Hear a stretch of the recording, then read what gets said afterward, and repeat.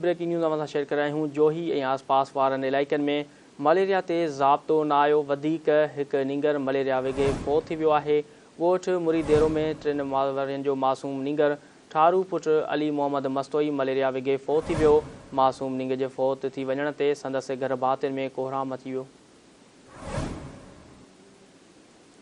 अफ़सोसनाक breaking news असां share करायूं हूं। जोही ऐं आसपास वारनि इलाइक़नि में मलेरिया ते ज़ाब्तो न आयो। वधीक हिकु नींगर मलेरिया विघे फ़ौत थी वियो। ॻोठु मुरीदेरो में 3 वरनि जो मासूम नींगर ठारू पुटु अली मोहम्मद मस्तोई मलेरिया विघे फ़ौत थी वियो।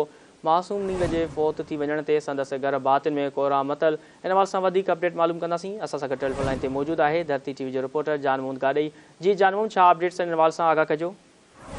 जी बिल्कुलु, जोही में मलेरिया जो ज़ाब्तो न आयो।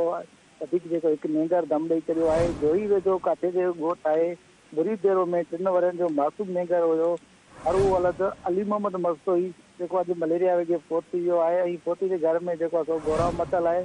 चयो पियो वञे त काठे में सिहत जूं सहूलियतूं न हुजण करे केतिरनि ई मासूम ॿारनि जो जेका ज़िंदगी आहे उहो दाव ते लॻल आहे। काठे में सिहत जूं सहूलियतूं फराहम कयूं वञनि जीअं मासूम ॿारनि जी ज़िंदगी बची सघे। जी जानमून, तफ़सील ॾियण लाइ महिरबानी।